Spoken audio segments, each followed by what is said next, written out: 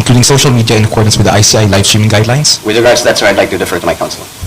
Nako, For the record, good counsel, can you please state your name and your position? My name is Grace Michelle Ignacio. I'm a counsel for Washington Council. Good counsel, may I request, may I ask for the grounds why you request for an executive session? sa sobrang kabangagan ng administrasyon nitong si Marcos Jr. at kawalan ng mga flagship infrastructure project, pati ho yung mga proyekto sa panahon ni dating Pangulong Rodrigo Duterte, ninanakaw na rin ho nitong si Marcos Jr. Sa sobrang kabangagan, hindi niya na ho malaman kung anong ipipresenta sa sambayan ng Pilipino para masabi na sila ay nagtatrabaho. Anak ng Petrang Garapata, mga kababayan, wag ho kayong magpabudol, magpaloko o kung ano paman. Lahat ho ng pangloloko gagawin nitong si Marcos Jr. para mapabango ang kanyang administrasyon. Mantakin mo, 3 taon ka na't lahat-lahat. Wala ka pa rin binubuksan bagong infrastructure project na masasabihin sa'yo. Kawawa ho talaga itong si BP Sara pag nagkataon siya naluklok sa 2028. Wala ho siyang bubuksang proyekto. Hindi kagaya nitong si Adik, sabi nitong si Senator Amy Marcos, yung mga inumpisahan noong panahon ni Tatay Digong na kung saan sinasabi niya inumpisahan daw late 2023, yung mga balita base ho dito, Chinese to undertake 1.5 billion Davao Bridge Project, palakpakan. Anong taon? Heto ho mga kababayan. Ha? Anong taon yan? 2018. Ha? Matindi pa ang pampupulburon mo dyan, Brad. Anak ng tokwa, sarap pa ng tulog mo dyan tapos bubuksan mo. Kung makapagsalita ka, akala mo sa'yo talaga at dito sa video na to. Sasalansanin ho nitong si Manong Ted Pailon, anak ng Petrang Garapata. Puro na lang ho talaga kalokohan ang nangyari dito sa administrasyon na to dahil wala siyang iiwang matino sa pamahalaan. Nakawin na lang natin yung credit doon sa mga nagawa noong nagdaang administrasyon. Nako, matindi ho ito mga kababayan, itong si Pork Barrel King. Nako, ang kalab team nitong si Janet Lim Napoles humarap na ho sa ICI, palakpakan. Ang tanong siyempre ang tanong ho dito ba dito isa sa publiko yung kanyang pagsasalita dyan sa ICI? O kagaya lang ito ni Roman Romulo na magpapa-executive section din? Executive section. Hindi. Meron nung section, yung mga mga dumadalo, separadong section. Hindi na ho section na. Saan kayo? Live stream o executive section, punta kayo lahat doon. Ito magkakasama, Roman Romulo, Martin Romualdez yan, executive. Kung wala ka talagang tinatago, di live stream ka. Di ba? Ganun lang kasimple. Pero bago yan, sa like at sang subscribe. Masaya na ho tayo dyan at sa mga gusto sumali sa ating community. Yung join button, nandyan lang ho sa baba. Naku, medyo ganado ho tayo dito sa video na to kasi minura-mura ho ng mga taga Davao itong si Marcos Jr. Kayo ba naman kasing magnakaw ng kredito kay dating Pangulong Rodrigo Duterte doon sa mga proyektong alam naman ng sambayan ng Pilipino na inumpisahan ng kanyang kapanahunan? Talagang mamumura ka dyan, Brad. Diba? Talagang pagmumurahin ka ng mga taga Davao pagka pinagpatuloy mo yung mga kabalbalan mo na yan, Marcos Jr. Ito na mga kababayan. Ang sinasabi ko, ito para kompleto talaga. Kompleto, Ricardo, sige nga, game. Ito ay nagsimula, na-approve ito noong July ng 2022. Nagsimula ito ng 2023, early 2023. I'm sorry, late. Hindi na ho nila malaman, hindi na ho sila magkasundo sa petsa. Kasi noong pang 2018 yan, sarap yung pag-umpugin. Anang nanto ko, dahil wala kayong magawang matino, wala kayong mga flagship infrastructure project, nakawin na lang natin yung kay Digong. Mayor pa ho si BP Sara, ginawa yung proyekto na yan, inumpisahan yung proyekto na yan. Yan kung tawagin Davao Bridge Project. 2023 kasi mga approval. At ngayon ay tapos na. Kaya 23, 24, 25. Late 2 taon. Tingnan nyo ho gaano kahaba yan. Ganyan ho tayo Raul talaga tong mga to Linuloko tayo, akala siguro. Ito PNA pa Philippine News Agency pa. Alam nga naman magsinungaling yan, PNA. Galing pa mismo. Ang tumulong pa mismo, yung bansang kinagagalitan ng amo mo. natulungan naman tayo. Nagra-rap ka na naman. Kaya ito ho ang sinapit ni Bangag sa mga taga Davao.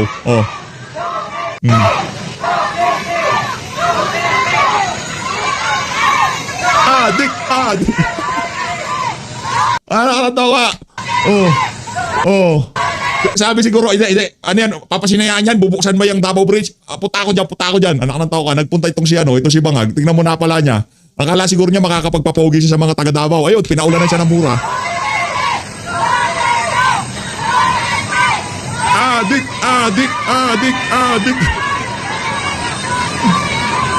Galit mga Davao. Alam niyo yung galit ng mga Ilocano nung pinatapon sa Hawaii ang si diktador, si Marcos Sr. Ganyan ang nararamdaman ng mga Davaoenyo. Dapat Marcos Jr., ikaw sa lahat ng mga tao ang pinaka nga ramdam ang nararamdaman itong mga tao na to. Siyempre dahil nga naman bangag yan, nabibingi sa kabangagan, siguro dinig niya dyan, adik. Hindi, BBM, ganun ba? Hindi, anak ng toka. Yan, sa'yo yan, anak ng toka. Oh.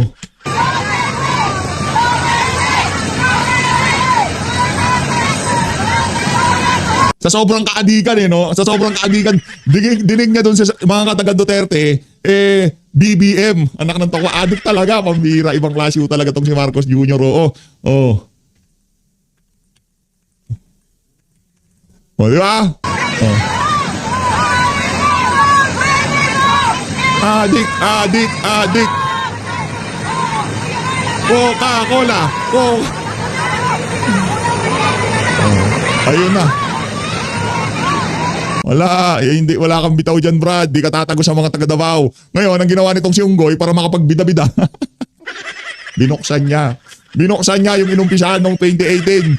3 taon naitayo yung Davao Bridge. Ano kasi raulo? Kaya sinasabi ko natin mga kababayan, yang bawat isang Pilipinong dadaan diyan sa tulay na yan, ang papasok sa utak nila, ginawa yan ng mga inumpisahan yan sa panahon ni Sara Duterte bilang mayor ng Davao. Naisip yung proyekto na yan panahon ni Digong nung siyang presidente. Anak ng toka. Ngayong natapos, ikaw ang bida, ganon.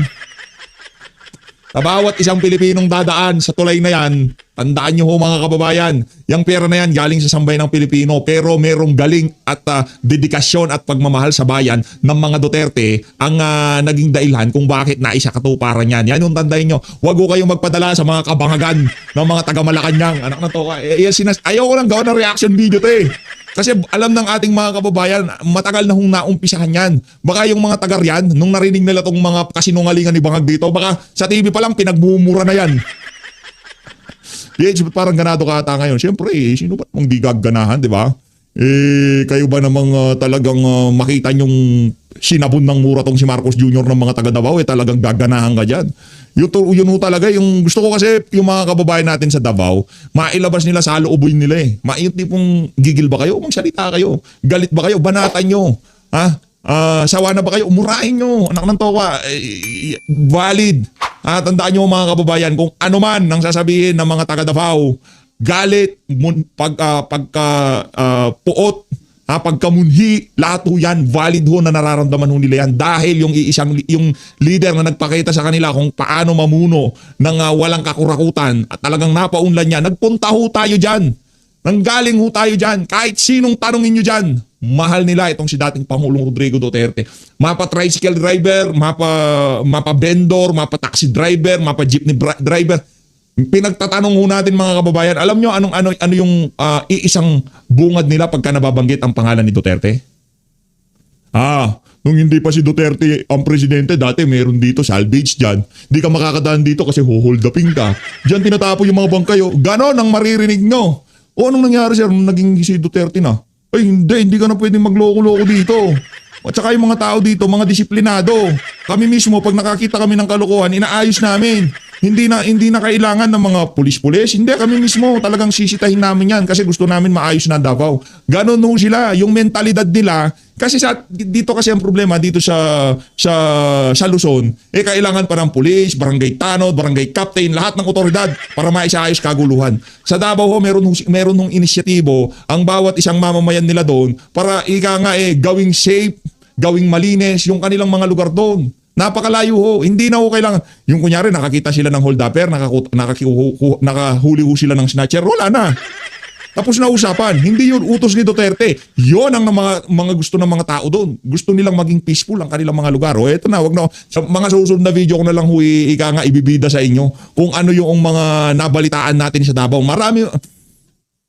Marami ho tayong nakakwentuhan kasi pag nakipagkwentuhan ka dyan doon sa mga kaalyado ni PRRD, siya lang naman sasabihin yan eh. Mabait, magaling, mahusay na leader. Pero iba usapan pagka yung mga nasasakupan na niya, yung mga nakausap mo. Iba na ho yun mga kababayan. Kaya yun ho talaga pinuntirya natin. Siyempre, logi lang tayo doon. Di naman tayo kilala. Hindi naman tayo kilala tayo si PH update eh. Hindi naman tayo papakilala. Sabihin, sir, hindi niyo ba ako kilala? Hindi, sino ka? Natural, di ako kilala. Ito mga kababayan, ito. Pagdating pa lang, rockstar na rockstar tong si Charis, Charis, grabe naman yan, Naka-Land Cruiser si Charis. Alam niyo mga kababayan, nung bata tayo, pangarap natin yan. Yan talaga yung pangarap nating sasakyan, Land Cruiser. Kasi parang ang laki, ang gandang tingnan. Diba, pangarap natin yan. Pero noong nakita na natin, ang gumagamit dyan sa brand na yan, mga walagyang politiko na magnanakaw, parang ayaw na natin. Parang pagka nakakita tayo ngayon ng Land Cruiser, hindi na tayo naaangasan, nagagandahan. Ang unang papasok sa utak natin, anak ng toka, malamang sa malamang congressman yan. Hindi naman lahat. Maraming businessman ginagamit yung sasakyan na yan. Dahil nga naman maganda, talagang VIP na VIP ka, di ba? O matigas sa kalsada, malayo pa lang, kita ka na, talagang magtatabi ka pag nakakita. Di ba? Ganun yung, pero ngayon, pagka nakakita ako ng Land Cruiser, anak ng toka, malamang sa malamang, maleta laman nito sa loob. Ayan grabe. Paikutan nyo ng bulletproof yan. Naku, sa galit na sambay ng Pilipino sa inyo, mahirap na. Pero hindi ako nagnanasa o nananalangin na kung ano pa man ikakasakit ng mga magnanakaw na yan. Grabe naman yan. Naka-Land Cruiser si Kong. Ang daming bodyguard. Ano ka natawa? Ano yan? Ano yan, matanda? Pati ulo kailangan mong... Interview nyo. Tapos pakipatukan nyo na rin. Sino? Sino ang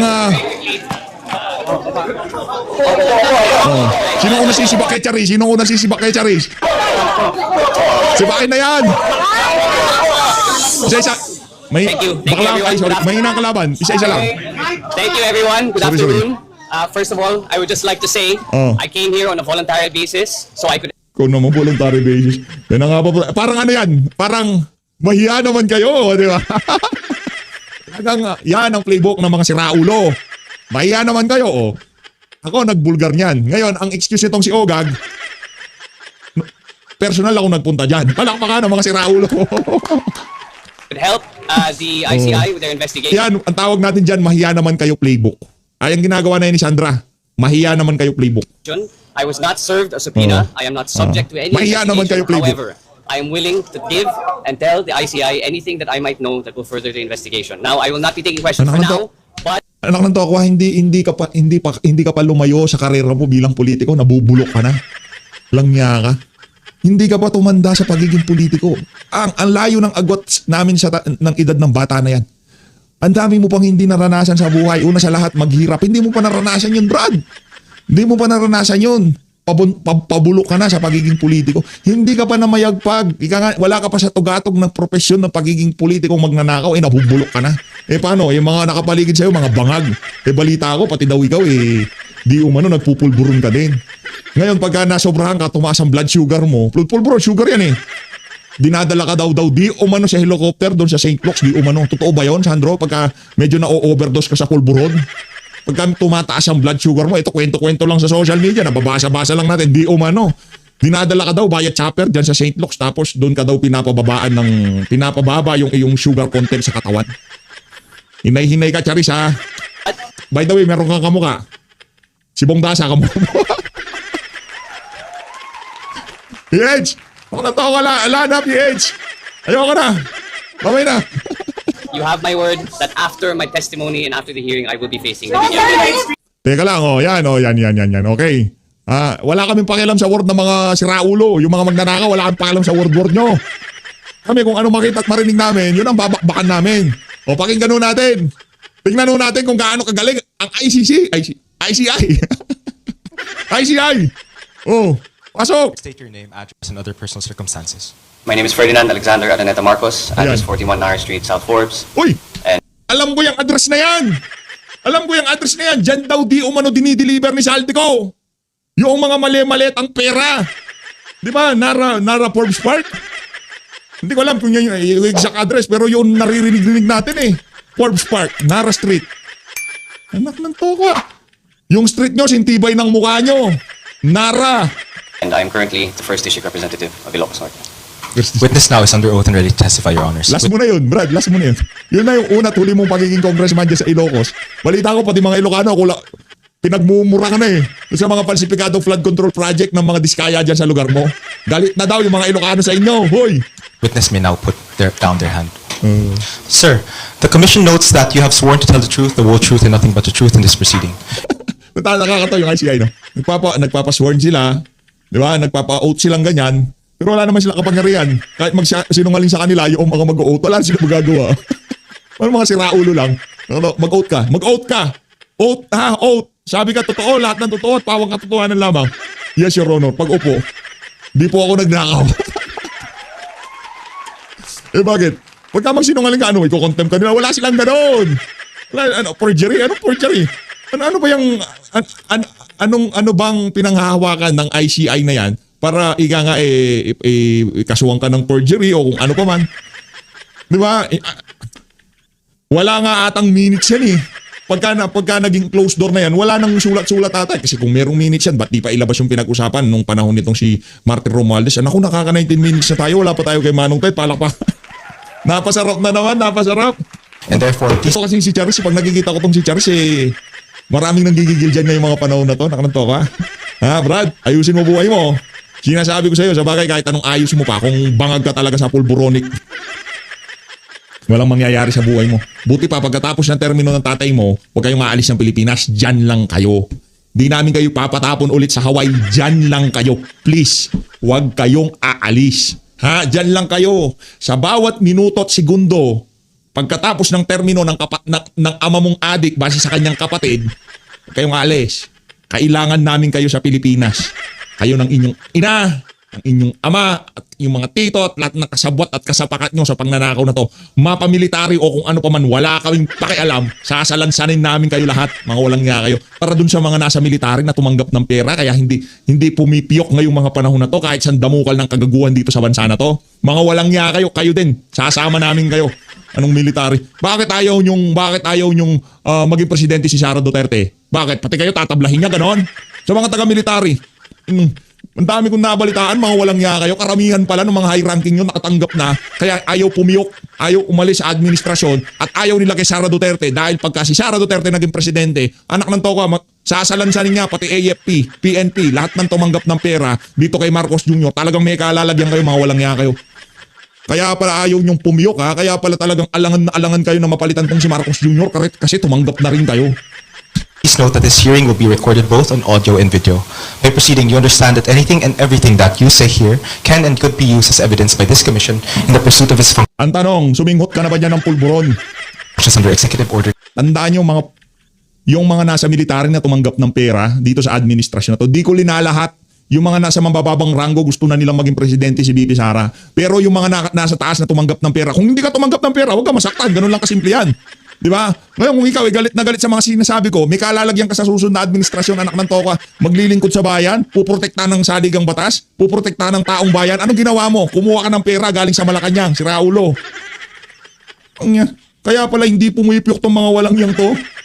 Kaya pala ayaw nilang bitawan si Marcos Jr. dahil natatakot sila pagka si Sara, pati sila masasalansan. Kaya gusto nila kung sino-sino na lang ilagay na bilang caretaker kung sakaling magkagulo, ayaw nila si Sara kasi alam nila may kalalagyan. Yan ho ang katotohanan. 94, which includes the use of the recording, transcript, affidavit, Hindi ko linalahat, maraming maayos dyan sa military. Mga low ranking talagang nagmamahal sa bayan yan. Believe ako sa profession na yan, sa totoo lang. Dahil yan ang pangarap natin nung bata tayo maging sundalo. Pangarap po talaga natin yan. Sa totoo lang, gusto natin magsundalo. Kaso hindi ko talaga ata para sa atin. Diba? Matanda na tayo, gusto pa natin pumasok bilang reservist. Pero nawala yung respeto natin noong nakita na ng mga nasa military na to na puro kagaguhan ng nangyayari sa administrasyon pero pinagkikibit-balikat lang nila. Ano yung pinaka-chip nilang statement? Anong statement nila? Na pinaka-chip pagka naririnig natin? Ano sabi nila? Nakikiisa kami sa sambayan ng Pilipino. Kinukundi na rin namin ang korupsyon, mga affidavits, and document in this hearing as evidence in any court or legal proceeding. Do you consent to the recording? Yes, sir, I do consent to the recording. Do Do you also consent that we live stream this hearing or subsequently air it on later date on television and other forms of mass media, including social media in accordance with the ICI live streaming guidelines? With regards to that, sir, I'd like to defer to my counsel. Nako, For the record, good counsel, can you please state your name and your position? My name is Attorney Cheryl Dilanio, from House of Representatives. Good counsel, may I request, or maybe may I ask for the grounds of why you request for an executive session? Your Honors, we have written earlier to formally request for the attorney! Sa bagay, maraming pera yan, attorney. Ha? Trabaho mo yan. Bahala ka dyan. Pero ako, kung abogado ko, at meron akong prinsipyo paninindigan, hindi ko lalapitan yung mga siraulo na yan kahit gaano pa karami pera ng mga yan. Pabubuhay naman ho siguro tayo kahit magnotaryo tayo, pero yung pagtanggol ko yung mga... Hindi ko sinasabing guilty na. Pag nasangkot ka sa iskandalo na to, ang dami mong pinatay na tao sa totoo lang. Ngayon, pagtatanggol mo yan, maras pa ho yan doon sa war on drugs si Tatay Digong. Hindi na ho siguro muna natin papasadahan yung kay Manong Ted Filon kasi medyo maglalabas pa tayo ng konti na sama ng loob dito sa mga walang yung kaganapan sa bansa natin. an executive session because our client here has already submitted himself voluntarily. He would like to share as much information as he can, as candidly as possible. Yan nga ho mga kababayan, mahiya naman kayo playbook. Ako ang nagbulgar, urur, anong ako nagbulgar? 2014 pa lang, anong sabi mo, 5,500 flood control, doon pa lang inaudit ka na ng sambayan ng Pilipino. 2025, mahiya naman kayo. The whole year from 2024 to 2025, anong mga excuse mo? Na-overwhelm. Ano pa? Ano pang excuse mo? Tinamaan ng barko yung flood control, climate change, this is the new normal, uror. Ngayon, ang anak mo, kesyo nag-volunteer na sa ICI para makapagpakita ng good faith. Parang ganyan din. Parang ganyan din yung ginawa ni Marcos Jr. Mahiya naman kayo. Ito namang anak niyang uror, nagpunta sa ICI, di naman pinapatawag. Para saan? Para masabi niya, nakita niya naman, nag-volunteer na ako, talagang malinis ang konsyensya ko, ganyan ako kagaling. Di ba? Ganun lang naman yun. Ano sabi nitong si Marcos Jr.? Kita niya naman, akong nagbulgar niyan, akong nagpa-imbestiga niyan, nagbuo ako ng ICI na nagtatanggalan, nag-aalisan dahil puro kabangagan ng administrasyon ko. Di ba? Pero wag ko kayo mag-alala. Ika nga in due time. Yan, in due time. In due time. Mga walang yan, makukulong din lahat ng mga magnanakaw na yan. Hindi tayo nagnanasa ng kung ano pa mang sakit, kamatayan o hindi magandang bagay. Pagbayaran nila yung kasalanan nila sa kulungan. And more importantly, there may be critical information that may be elicited from his testimony which may jeopardize or compromise further investigation of this commission. So for that reason, we again request that for an executive session for Congressman Marcos. Sir, do you consent to distribute copies of your sworn affidavits and other exhibits to the public and other forms of mass media, including social media? Yes, sir, I consent. Do you confirm that you submitted to the Commission a letter requesting for an executive session? Yes, sir, we do. Do you consent that the Commission may share this letter request to the public and other forms of mass media? Yes, sir. You may now be seated. Thank you. Yan, bo. Pagkaupo niya yan, papatayin na nila yung... Pagkaupo niya, papatayin na nila yung video. Executive na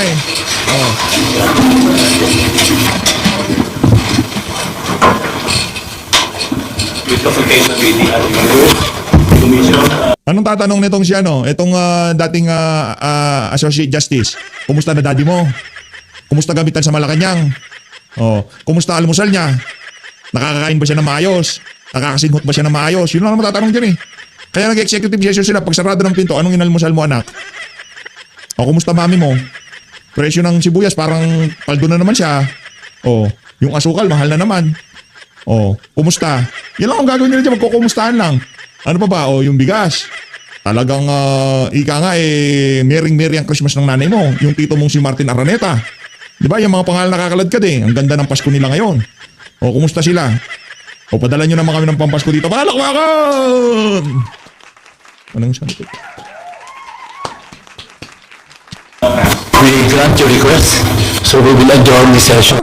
Para naman mayroong choice itong si Andres. Andres, wala kang choice. Pagka sinabi niyong executive session, yun ang gagawin mo. Kahit, anak na to, makakapalag ka ba? May contempt power ka ba? At issue natin dyan sa buwisit na executive session na yan, okay lang kung may naumpisahan, nagkatanungan. Ngayon, kasi wala na hong sensitibong impormasyon dito. Ika nga, yung pinaka mga sensitibo na ilabas na sa publiko. Ang tawag dyan, pagmamaniobra na lang. Ano pa bang mas lalala? Committee on Appropriation Chairperson. Di ba? Mga kontraktor, mga dating USEC, dating district engineer, sinasabi nila, dinideliveran nila ng pera, yan si Trajib Olivar, yan si Adrian Bersani. Wala na, ano pang sasabihin ng Charisin to? Wala kaming kasalanan? Nako. And going to executive Ay, session. nako. Thank you, Your Honor. Naman. Dinaroko ho tayo. Ay, yun na pala, wala na. Sorry. You know, please stand by. O, stand by kayo dyan. Ako, dito ako kay Manong Ted Pailon. Tutuloy na ho natin to. Ika nga. Ayaw na ho natin pasadaan ulit ito mamaya. Manong Ted, ito. Bakbakan mo na. Muna, yung sa ICI, mamaya tayo kakausap ng ilang pong mga magsasabi po sa atin ano ho ba ang implikasyon nito ngayon sa mga usapin po that the ICI is dead. May mga ganun po sinasabi, di po ba? Pero, well, we saw this coming. Ito pong resignation ni Secretary Babe Singson. Wala pa siyang as in pagharap sa media at sinasabi ang kanyang dahilan. Pero ako po naman ngayon pala nag-iisip na hindi po naman yan magdadagdag siguro po ng pait no, ng hapdi sa problema ho ngayon ng Malacanang. Ha? Itong kanilang problema ngayon to survive ang kanilang po remaining 2 years. 2 taon. Opo ng panunungkulan. But definitely po mga kabatid. Oo. Alam na po natin siguro, nararamdaman na po natin dito ang totoong dahilan dito. At salamat nga din po dahil sa, kumbaga, aalis siya ng ICI with his integrity and image intact. Yo. Hindi ba? Kung meron man, ako hindi ko personal na kilala yan, pero marami hong nagbabouch, ika nga, sa credibility, husay, integrity nitong si Babe Singson. Ayan, si Atty. Vic Rodriguez, napanood nyo yung uling video natin, talagang sinasabi nila yung mama na yan, maprinsipyo, maintegridad yan, mahusay yan. Naging DPWH secretary, napakagaling na tao niyan, di ba? Kaya yung pag-alis niya na yan, kung talagang totoo man yun, hindi natin personal na kilala, palakpakan. Dahil kung ano yung dala niya na pumasok, yung ika nga, kaya ka nga nandyan, pinili ka para mapagtanggol mo ang administrasyon nitong si Bangag. Kung ano yung dala-dala mong credibility, yung iyong ika nga, pagtingin na sa'yo na sambay ng Pilipino, ngayong aalis ka, karga-karga mo pa rin yun. Wala kang iniwan dahil hindi ka nagpakaaso dito kay Marcos Jr. Kagaya nitong si Andres, ang pangalan nung chairman nila dyan sa ICI. Diba?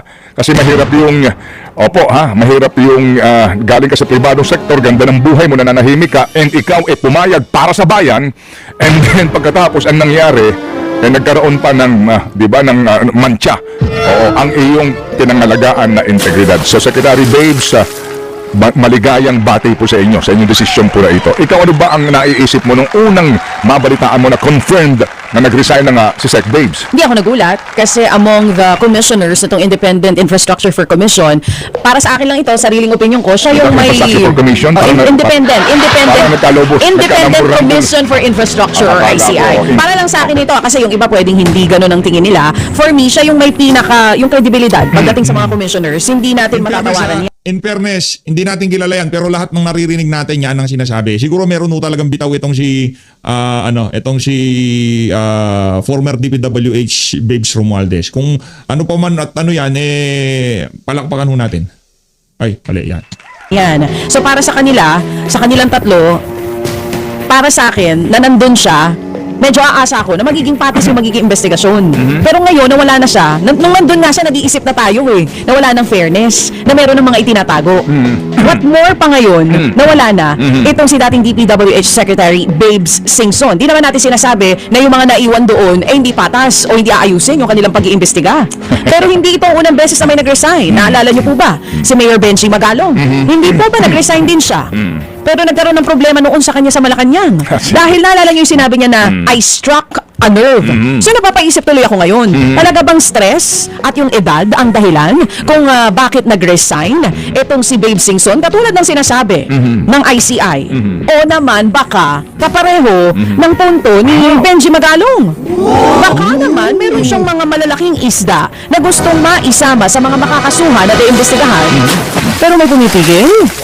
O di parang lalabas na naman ngayon para sa iba na talagang itong ICI extension lang ng opisina ng Pangulong Marcos Jr. Yun naman po ay sa aking opinion lamang. At ito ay hindi maganda for the image of the President because they kept on saying na ang ICI ay independent. Ngayon, ang tanong, malaking tanong, sinong ipapalit niya? Crucial yun ha? Kasi kapag naglagay ka dyan ng hindi pinagkakatiwalaan ng taong bayan, tapos ka. Kasi ngayon pa lang meron ng malaking tanong dun sa independent ba talaga sila? Ano bang ginagawa nila na hindi na ginagawa ng ombudsman ngayon? Para saan ba kayo dyan, ICI? Puro lang kayo referral. Kahapon, may mga referrals na naman sila.